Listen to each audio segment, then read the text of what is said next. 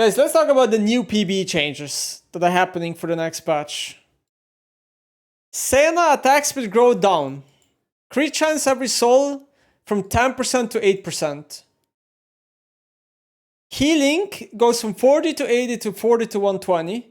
AP scaling up die doubled. Does Senna even buy AP items? I don't think she does. Only Nasher? I guess if she buys Rage Blade, there's some AP. Bonus AD scaling up by 10%. Lethality scaling removed. Slow 15% base. AP scaling up by 4%. Bonus AD scaling up by 5%. So the slow is going to be also stronger. W root duration up by 25 at every rank. I hate this. I hate this. I'm such a big hater of CC being so strong. Okay, they did the same thing with Gene W. Gene W used to be, I think, 1 second to 2 seconds, and now they made it 125 to 25. And now when Gene W is you, it feels like it roots you forever. Because CC is just broken. I hate this type of changes. E no changes are shield up by 20 early game and 10 mid game. AP scaling up by 30%. So a lot of AP scaling. What the fuck? There's so much AP scaling. Soul scaling 150%. Okay, so what are they trying to achieve with these Senna changes? Probably the fact that they want her to be better support and worse ADC, right? Lethality is for sure going to be much worse. Probably the reason why they're buffing it is because if you look at Senna support win rates, they're kind of bad. So I assume this is why. And I guess if you look at ADC, where's ADC? I mean, she's not really played ADC much either, I guess. But at least in high elo, they're a bit better win rates, maybe? Nah, maybe I should look at last patch. Yeah, I mean, never mind. They're kind of shit too. Yeah, so I assume... I mean that...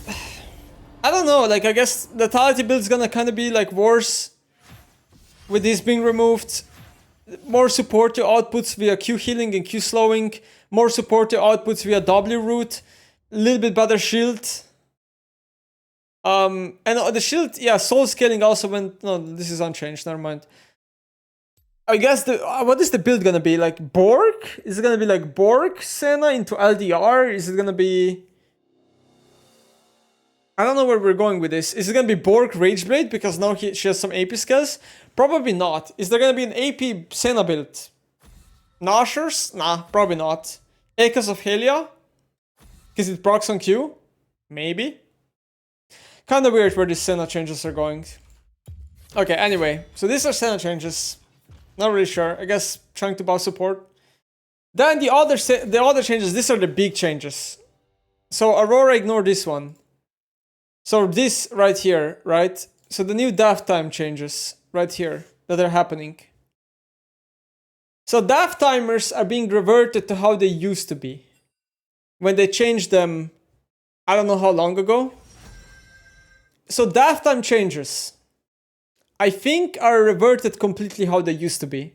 So level 1, you're gonna be dead for 6 seconds. Oh no, wait. Oh, this is 8.13. Okay. So 8.13 are the really old death timers. These are the really old death timers. 13.20 to now. So this is where they got changed. So that was like a year ago, roughly. They went from 6.688, and now they're going to be 10.10, 12.12, 14.16, 20. So this 7.7 is still shorter than the old one, but bigger than the live one. 25, that's also a bit shorter. 28, still a bit shorter. And then 35, 32, 35, 37, 40. So everything is the same.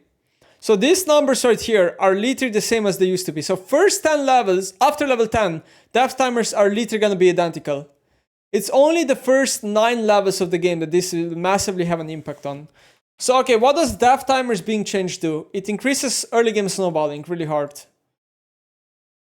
Longer death timers is going to make it so champions will have a much easier time snowballing in laning phase, meaning that solo kills are gonna matter more, meaning that, yeah, champions that run Ignite are basically gonna be buffed, right? Because you're gonna be rewarded more via solo kills. And basically scaling champs are gonna be worse, right? Like, let's give an example of Kayle.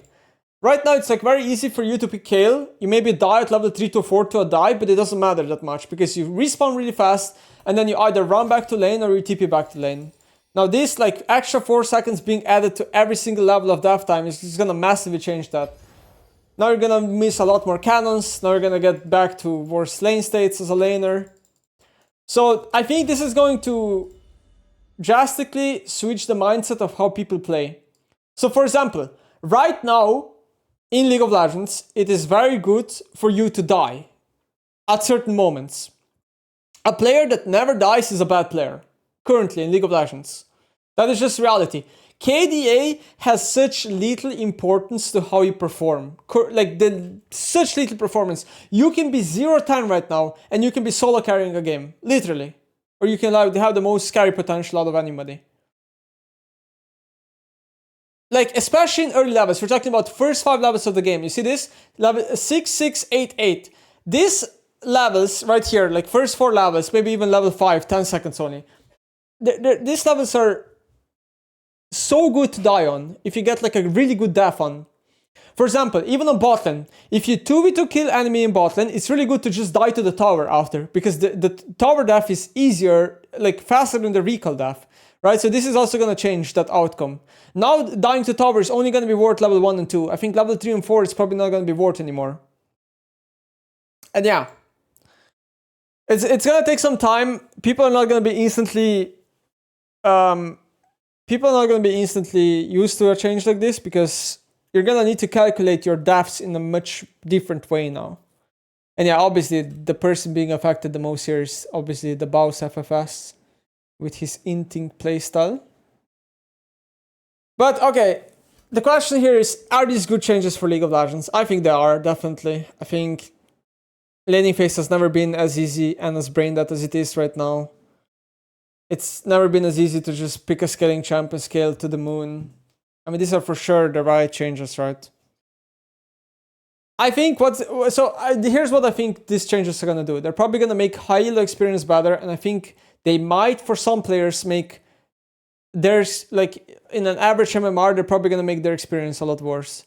Because for an average player to die and to lose their entire lane based on one death and then play like a losing game after that, it's a very frustrating experience for them.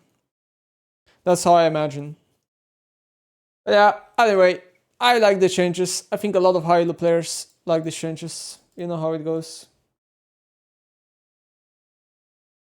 It's annoying when people can die and still have high impact. Yeah, there's never been an easier time to just feed right now and have a high impact. Some Senna builds I've seen with the changes are Echo's Imperial Mandate in the downcore. Makes sense.